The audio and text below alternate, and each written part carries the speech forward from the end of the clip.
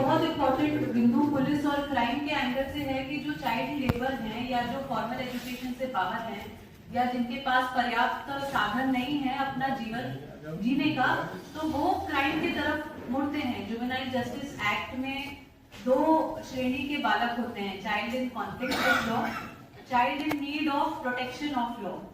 तो ये क्राइम और जो बच्चों का पूर्ण विकास हम एज ए समाज नहीं दे पा रहे, इन दोनों की बहुत इंटीमेट लिंक है।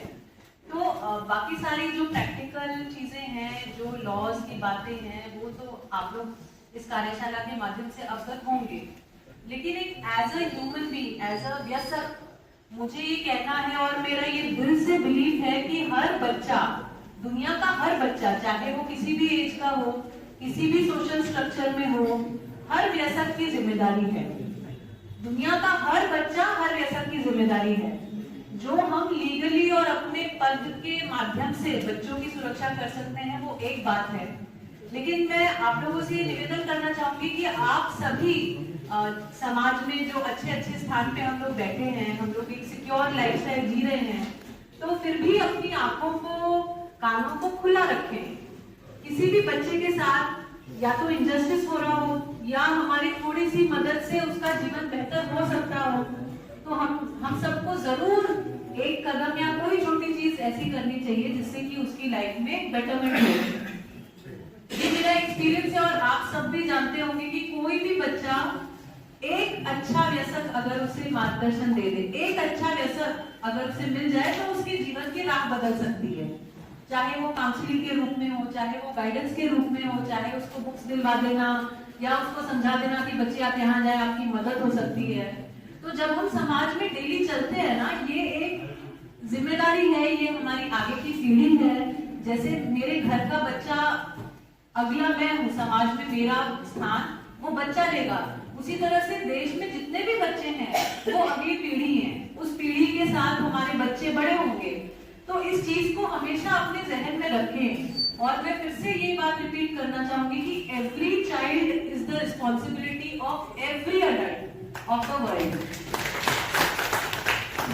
तो अगर हम लोग इस तरह से खुद भी सेंसिटाइज रहें और अपने ऑफिस में, अपने स्टाफ में सबको थोड़ा सा इस तरह से सेंसिटाइज करें कि जो छोटे बच्चे हैं, जिनका ब्रेन डेवलपमेंट फैकल्टीज या जिनका थिंकिंग प्रोसेस अभी तक पूरी तरह से डेवलप नहीं है, तो हमेशा हम उनके गाइड के रूप में या उनके संरक्षक के रूप में रहें, चाहे किसी भी स्थिति में वो हो। ये हमारी सबकी नैतिक पर्सनल जिम्मेदारी है।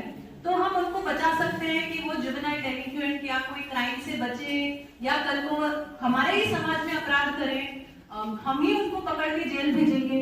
इस स्थिति से हम बचे। हम एक बेटर समाज, एक क्राइम फ्री समाज बहुत हद तक इस चीज से बना सकते हैं अगर हम अपने बच्चों को किसी न किसी तरह से प्रोटेक्ट करें। यहाँ पर उपस्थित सभी लोगों को मैं धन्यवाद देना चाहूंगी, डीएम सर को, सीडीओ सर को, जो स्टेट कोऑर्डिनेटर अन्य लखनऊ से आए हैं, आप सभी जो इस कार्यशाला में प्रतिभाग कर रहे हैं, और आप सबको मैं थैंक यू बोलना चाहूंगी कि इतने इम्पोर्टेंट वर्कशॉप में आप लोग हैं।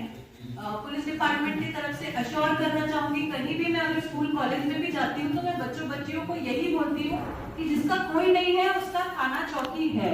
हम सब में ये संवेदनशीलता होनी चाहिए कि बच्चा अगर मुझे किसी से बात करनी है, मैं नहीं कर पा रहा हूँ, तो भी आप मेरे पास आओ।